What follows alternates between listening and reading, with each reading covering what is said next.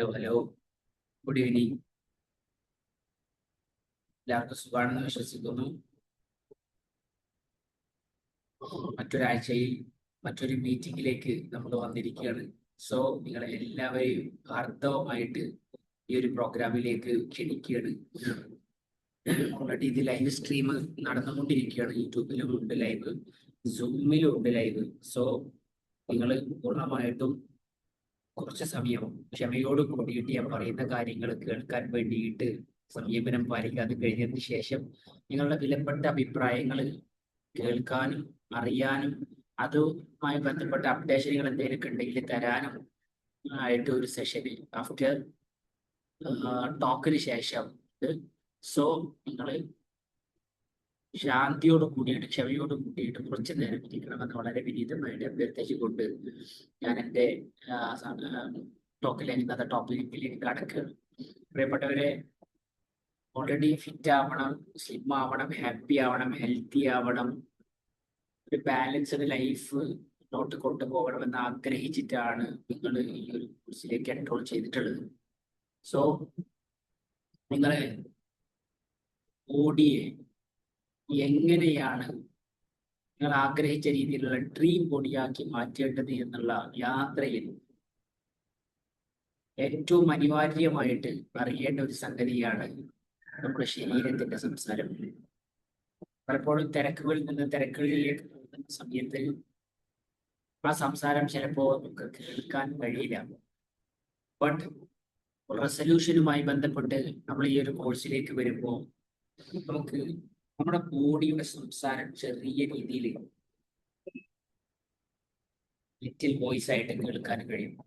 പ്രിയപ്പെട്ടവരെ, ഞാൻ സംസാരിക്കുന്നത് നമ്മുടെ ശരീരം സംസാരിക്കുന്നുണ്ട്, അത് നിങ്ങൾ കേൾക്കുന്നുണ്ടോ എന്നാണ്. ആരോഗ്യകരമായ ജീവിതത്തിന്റെ രഹസ്യങ്ങളെ കുറിച്ചാണ് നിങ്ങളുമായിട്ട് ഞാൻ സംസാരിക്കാൻ വേണ്ടി പോകുന്നത്.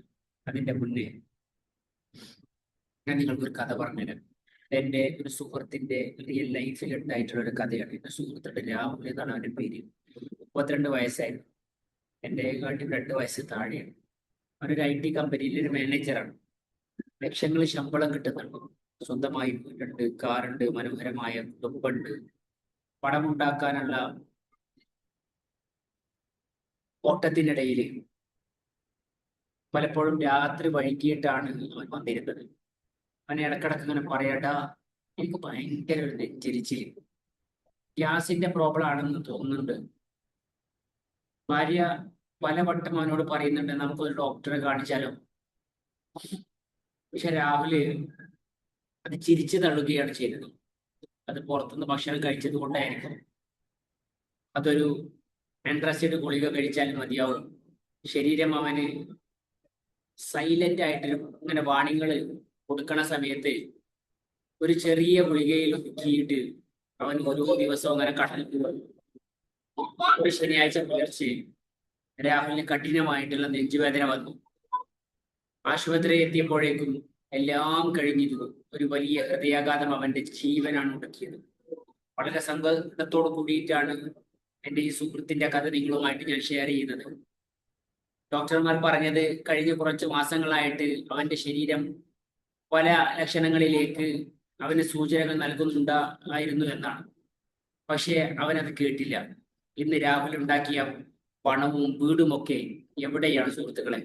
അവിടെ തന്നെ ഉണ്ട്. പക്ഷെ അവന്റെ പ്രിയപ്പെട്ട ഭാര്യക്കും 3 മക്കൾക്കും അവനില്ല. നമ്മളെ ശരീരത്തിന് വാണിംഗ് കേൾക്കാൻ തയ്യാറാകാതിരുന്നാല് നമ്മുടെ കുടുംബം തന്നെ നമുക്ക് നഷ്ടപ്പെടേണ്ടി വരും എന്നുള്ള ദുഃഖകരമായ സംഭവം നിങ്ങൾ അറിയാതെ പോകരുത്.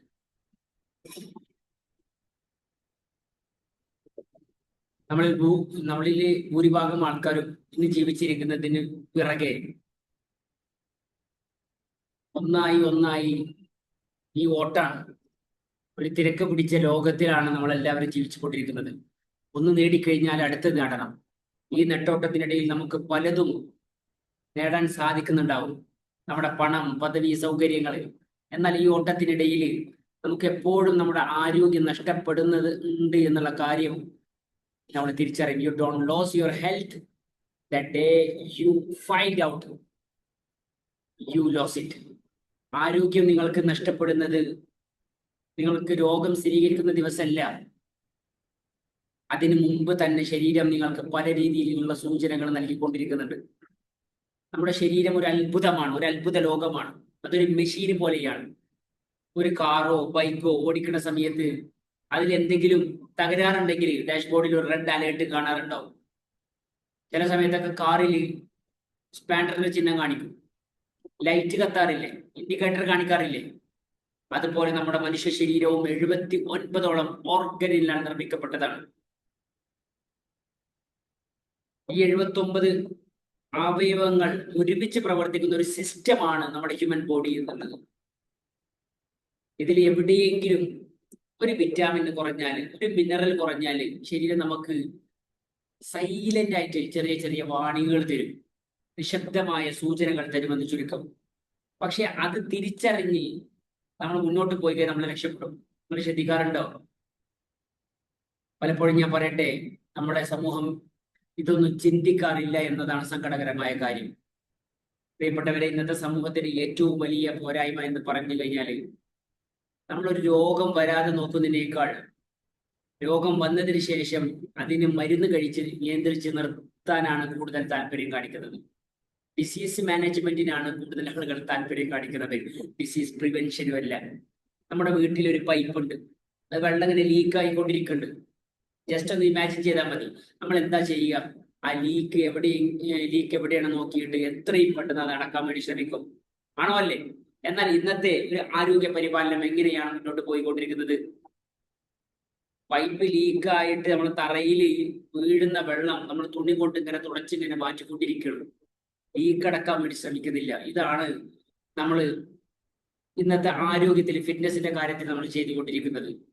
മരുന്ന് മാത്രം കഴിച്ച രോഗത്തിന്റെ ലക്ഷണങ്ങളെ ഒതുക്കി വെക്കുന്ന ഒരു രീതിയിലാണ് നമ്മുടെ സമൂഹം പോയിക്കൊണ്ടിരിക്കുന്നത്. നമുക്ക് തലവേദനയോ ശരീരവേദനയോ വരുമ്പോൾ നമ്മൾ ഉടനെ വേദന എന്തുകൊണ്ട് വന്നു എന്ന് നമ്മൾ ചിന്തിക്കാറില്ല, അതിന്റെ റൂട്ട് കോസ് ചിന്തിക്കാറില്ല പലപ്പോഴും. അത് നമ്മുടെ ആഹാര രീതിയിൽ വന്ന മാറ്റം കൊണ്ടാണോ, കൃത്യമായി ഉറങ്ങാത്തത് കൊണ്ടാണോ, മാനസികമായ സമ്മർദ്ദം കൊണ്ടാണോ? ഇതൊന്നും നമ്മൾ നോക്കാതെ വെറും ഒരു ബ്ലഡ് ടെസ്റ്റ് ചെയ്തിട്ട് ആ റിസൾട്ടിനെ മാത്രം ആശ്രയിച്ച് ലക്ഷക്കണക്കിന് മരുന്നുകൾ കൊണ്ട് മൂടി വെക്കാൻ നമ്മൾ ശ്രമിക്കുകയാണ്. സ്ത്രീകൾക്കും പുരുഷന്മാരിലും ഒരേ ലക്ഷണം തന്നെ വ്യത്യസ്തമായ കാരണങ്ങൾ കൊണ്ടായിരിക്കാം ഉണ്ടാകുന്നത്. സ്ത്രീകൾക്കും പുരുഷനും വ്യത്യസ്തമായിട്ടുള്ള കാരണങ്ങളായിരിക്കും ഉണ്ടായിട്ടുണ്ടാവുക. പക്ഷെ അവസ്ഥകൾ ഒന്നായിരിക്കും, അതിലുള്ള ട്രീറ്റ്മെന്റ് ഒരേപോലെ അല്ല. ഉദാഹരണത്തിന് ഞാൻ പറയാം, വിട്ടുമാറാത്ത സന്ധിവേദന, ഉറക്കക്കുറവ് ഒരു സ്ത്രീ പറയുമ്പോൾ അതിന് പിന്നിലുള്ള വലിയ കാരണം എന്താ? അവരുടെ ഹോർമോൺ ഇംബാലൻസ് ആയിരിക്കും, അല്ലെങ്കിൽ മറ്റെന്തെങ്കിലും കാരണമായിരിക്കും. ഒരു പുരുഷൻ ആണെന്നുണ്ടെങ്കിലും അത് അമിതമായ സ്ട്രെസ് കാരണമായിരിക്കാം. അതുകൊണ്ട് ശരീരത്തിന്റെ ഓരോ ലക്ഷണത്തെയും ആഴത്തിൽ മനസ്സിലാക്കാൻ നമ്മൾ ശ്രമിക്കേണ്ടതുണ്ട്. എല്ലാവർക്കും ഒരേ രീതിയിലല്ല നമ്മൾ ട്രീറ്റ്മെന്റ് എടുക്കേണ്ടത്. ഇനി നമുക്ക് ഇന്നത്തെ കാലത്തെ ഫിറ്റ്നസ് പ്രേമികളിലേക്ക് വരാം. ഇന്ന് യുവാക്കൾക്കിടയിൽ ജിമ്മിൽ പോകുന്നതും മസിൽ പെരുപ്പിക്കുന്നതും സിക്സ് പാക്ക് ഉണ്ടാക്കുന്നതും ഒക്കെ വലിയൊരു കാര്യം തന്നെയാണ്, അതിനെ എതിർക്കുന്നില്ല. അതൊരു വളരെ നല്ലൊരു കാര്യം തന്നെയാണ്. ശാരീരിക അധ്വാനം ശരീരത്തിന് അത്യാവശ്യമാണ്. എന്നാൽ ഇവിടെ നമ്മൾ കാണുന്ന ചില അപകടങ്ങളെ കുറിച്ച് സംസാരിക്കേണ്ടതുണ്ട്. ഞാൻ ജസ്റ്റ് നിങ്ങളോട് ലോജിക്കലായിട്ടൊരു ചോദ്യം ചോദിക്കട്ടെ. മസിലുകളാണോ യഥാർത്ഥത്തിലുള്ള ആരോഗ്യം എന്ന് പറയുന്നത്? അല്ല. പലരും ജിമ്മിൽ പോയി കഠിനമായ വർക്കൗട്ടുകൾ ചെയ്യും, എന്നാൽ അതിനോടൊപ്പം ബോഡി ബിൽഡിങ്ങിന് വേണ്ടിയിട്ട് കൃത്യമായ പ്രോട്ടീൻ പൗഡറുകളും അതിവേഗ ഫലം കിട്ടാൻ, പെട്ടെന്ന് റിസൾട്ട് കിട്ടാൻ, ഇമ്മീഡിയറ്റ് റിസൾട്ട് കിട്ടാൻ വേണ്ടിയിട്ട് നിർദ്ദേശിക്കപ്പെടാത്ത ഡ്രഗ്സുകൾ, സ്റ്റിറോയിഡ്സുകൾ ഉപയോഗിക്കുന്നത് കൂടി വരികയാണ്, നിരന്തരം കണ്ടുകൊണ്ടിരിക്കുകയാണ്. നമ്മൾ വിചാരിക്കും നമ്മുടെ മക്കളൊന്നും അത് ചെയ്യുന്നില്ല എന്ന്. ഞാൻ ഒരു ഉദാഹരണം പറയാം. അടുത്തിടെ നമ്മൾ വാർത്തകൾ കാണാറുണ്ട്, വളരെ ഫിറ്റ് ആയിരുന്ന, ദിവസവും ജിമ്മിൽ പോയിരുന്ന 20കളില് 25കളിലൊക്കെ ഉള്ള യുവാക്കൾ പെട്ടെന്ന് ഹൃദയാഘാതം മൂലം മരണപ്പെടുന്നു. എന്തുകൊണ്ടാണ് ഇത് സംഭവിക്കുന്നത്? അവരുടെ ശരീരത്തിന് ഉൾക്കരുത്തിനേക്കാൾ കൂടുതൽ, അതായത് ഇന്ത്യയുടെ ഹെൽത്തിനേക്കാൾ പ്രാധാന്യം നൽകിയത് അവർ പുറമെയുള്ള ഭംഗിക്കാണ്. കഠിനമായ വ്യായാമം ചെയ്യുമ്പോൾ ഹൃദയത്തിനും മറ്റു അവയവങ്ങൾക്കും ഉണ്ടാകുന്ന സ്ട്രെസ് താങ്ങാൻ കൃത്യമായ സപ്ലിമെന്റുകൾക്ക് ഉപയോഗിക്കുന്ന ശരീരത്തിന്റെ ഉപയോഗിക്കുമ്പോൾ കൃത്യമായി ശരീരത്തിന് ഒരു പക്ഷെ കഴിഞ്ഞെന്ന് വരില്ല. യഥാർത്ഥ ഫിറ്റ്നസ് എന്നുള്ളത് നല്ല സ്റ്റാമിന, നല്ല ഉറക്കം, സമാധാനമുള്ള മനസ്സ്, അവയവങ്ങളുടെ സുഗമമായ പ്രവർത്തനം എന്നിവയാണ് പ്രിയപ്പെട്ടവരെ. അപ്പോ മനസ്സിലാക്കേണ്ടത് എന്താ വെച്ച് കഴിഞ്ഞാല് ഇതിനെ നല്ല രീതിയിൽ നമ്മൾ ഉപയോഗിക്കാൻ വേണ്ടിയിട്ട് തയ്യാറാവണം. ഇനി നമ്മൾ ഇതിനെ നല്ല രീതിയിൽ ഉപയോഗിച്ചില്ലെങ്കിലോ നമ്മൾ അതിന്റെ പ്രത്യാഘാതങ്ങൾ അനുഭവിക്കേണ്ടി വരും. അപ്പൊ ആരോഗ്യകരമായ ഒരു ഫിറ്റ്നസ് നിലനിർത്താൻ നിങ്ങൾ ആഗ്രഹിക്കുന്നുണ്ടെങ്കിൽ അതിന് ഏറ്റവും വലിയ solution it is none other than നമ്മുടെ ഭക്ഷണമാണ്. Food is A medicine. എത്ര എത്ര നമ്മൾ മരുന്നുകളെ ഭക്ഷണമാക്കി കഴിച്ചു കഴിഞ്ഞാൽ അസുഖങ്ങൾ വിട്ടുപോകില്ല. എന്നാൽ ഭക്ഷണം മരുന്നിനെ പോലെ കഴിച്ചു കഴിഞ്ഞാൽ അസുഖങ്ങളിൽ നിന്ന് നമുക്ക് മുക്തമായിട്ട് ആരോഗ്യദൃഢഗാത്രമായിട്ടുള്ള ഒരു ശരീരം നമുക്ക് ഉണ്ടാക്കാൻ പറ്റും. സിന്തറ്റിക് ആയിട്ടുള്ള പ്രോട്ടീൻ പൗഡറുകൾ പിന്നാലെ പോകാതെ പ്രകൃതിദത്തമായിട്ടുള്ള പൗഡറുകളില്ലേ, പ്രകൃതിദത്തമായിട്ടുള്ള ആഹാരങ്ങളില്ലേ, അതിന് പ്രാധാന്യം നൽകാൻ ശ്രമിക്കുക. ഉദാഹരണം മുട്ട, പാല്, ചെറുപയർ, കടല, ചിക്കന്, മത്സ്യം, പച്ചക്കറികള്, ഇവയിൽ തന്നെ അത്യാവശ്യം നമുക്ക് പ്രോട്ടീനും വിറ്റാമിനുകളും ഉണ്ട്. അതൊക്കെ കണ്ടെത്താൻ നമ്മൾ ശ്രമിക്കണം. ഒരു ഭക്ഷണം നമ്മുടെ മുന്നിൽ വന്നു കഴിഞ്ഞാൽ ഇതിൽ എത്ര വൈറ്റമിൻസ് ഉണ്ട്, മിനറൽസ് ഉണ്ട്, പ്രോട്ടീൻ കണ്ടന്റ് ഉണ്ട്, എനിക്ക് ഇൻടേക്ക് ചെയ്യേണ്ടത് എത്ര എന്നുള്ള കൃത്യമായ കാലറി മാനേജ്മെന്റ് സിസ്റ്റം നമ്മൾ പഠിക്കണമെന്ന് ചുരുക്കം. ശരീരത്തെ നിർജ്ജലീകരിക്കുന്നതിൽ നിന്ന് നമ്മൾ കൃത്യമായിട്ട് അഥവാ ഹൈഡ്രേറ്റ് ആക്കി നമ്മൾ ശരീരത്തെ മാറ്റണം. വർക്കൗട്ട് ചെയ്യുമ്പോൾ ധാരാളം വെള്ളം കുടിക്കണം. വെറും വെള്ളത്തിന് പകരം നമുക്ക് വേണമെന്നുണ്ടെങ്കിൽ ഇളനീരിന്റെ വെള്ളം, നാരങ്ങ വെള്ളം, അപ്പോൾ അതൊക്കെ കുടിക്കുന്ന സമയത്ത് ഇലക്ട്രോലൈറ്റുകൾ ബാലൻസ് ചെയ്യാൻ വേണ്ടി നമ്മളെ സഹായിക്കും. അതിനേക്കാൾ കൂടുതൽ ഇന്നത്തെ സമൂഹത്തിന് ന്യൂജൻ കൂടുതൽ ജോലിയൊക്കെ ചെയ്തുകൊണ്ടിരിക്കുന്ന ഇപ്പം കുട്ടികൾ നല്ല രീതിയിൽ എഫേർട്ട് ചെയ്യുന്നുണ്ട്, വർക്ക് ചെയ്യുന്നുണ്ട്. PCOD, PCOS ഒക്കെ ഉണ്ടാകുന്ന അധികം കുട്ടികളുടെ വലിയൊരു അവസ്ഥ എന്താ അറിയോ? അവർ ജോലി കഴിഞ്ഞ് വന്നിട്ട് ഉണ്ടാവുന്ന ഏറ്റവും വലിയൊരു പ്രശ്നം വെച്ചാൽ അവർ പുറത്തേക്ക് പോവാണ്. നൈറ്റ് ലൈഫാണ്. അവിടെ നിന്നാണ് ഫുഡ് കഴിക്കുന്നത്. പിന്നെ അവർക്ക് എങ്ങനെയാണ് അസുഖം വിട്ടുമാറുക? പീരിയഡ്സ് ടൈമിലൊക്കെ മന്ത്ലി സൈക്കിളൊക്കെ ഉണ്ടാവുന്ന സമയത്ത് 2-3 ദിവസമൊക്കെ ലീവ് ആക്കുന്ന വരെ പെൺകുട്ടികളെ എനിക്ക് പേഴ്സണലി അറിയാം. അപ്പൊ വിശ്രമം അത്യാവശ്യമാണ്. രാത്രി നമുക്ക് വിശ്രമിക്കാനുള്ളതാണ്. അതിപ്പോ പുറത്ത് പോയിട്ട് നടന്ന് കളിക്കാനുള്ളതല്ല. നമ്മുടെ പേശികൾ വളരുന്നത് നമ്മൾ ജിമ്മിൽ പോയിട്ട് ആഹാരം പൊക്കണ സമയത്തല്ല, വെയിറ്റ് പൊക്കണ സമയത്തല്ല, മറിച്ച് വ്യായാമത്തിന് ശേഷം അഥവാ വർക്കൗട്ടൊക്കെ കഴിഞ്ഞതിന് ശേഷം പ്രോപ്പറായിട്ട് വിശ്രമിക്കുമ്പോഴാണ്, ഉറങ്ങുമ്പോഴാണ് ചുരുക്കം. ദിവസവും ചുരുങ്ങിയത് 7 to 8 മണിക്കൂർ നമ്മൾ ഇൻ ഡെപ്ത് ആയിട്ട് ഉറങ്ങൽ അത്യാവശ്യമാണ്. ഇത് ഫിറ്റ്നസിന് നിർബന്ധമാണ്. നമ്മുടെ ബോഡി നമുക്ക് നൽകിക്കൊണ്ടിരിക്കുന്ന സിഗ്നലുകൾ നമ്മൾ തിരിച്ചറിയണം പ്രിയപ്പെട്ടവരെ. വർക്കൗട്ട് ചെയ്യുമ്പോൾ നെഞ്ചിൽ അസ്വസ്ഥതയോ അമിതമായ തലകറക്കോ അല്ലെങ്കിൽ സന്ധികളിൽ കഠിനമായിട്ടുള്ള വേദനയോ തോന്നിയാൽ അവിടെ വെച്ച് നിർത്തണം. അത് ശരീരത്തിന്റെ ഒരു വാണിംഗ് ആണ്. ഇപ്പൊ ചെയ്യണ്ട എന്നതാണ് നമുക്ക് പറയുന്നത്.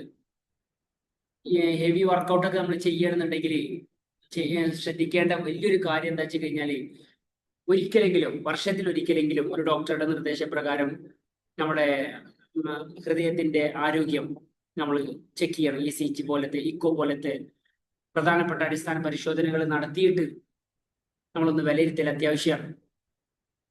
പ്രിയപ്പെട്ടവരെ, നമ്മൾ എത്ര ലക്ഷ്യങ്ങൾ സമ്പാദിച്ചാലും എത്ര വലിയ നിലകളെത്തിയാലും രോഗശൈലിയിൽ കിടക്കുകയാണെന്നുണ്ടെങ്കിൽ ഒരു പ്രയോജനമില്ല.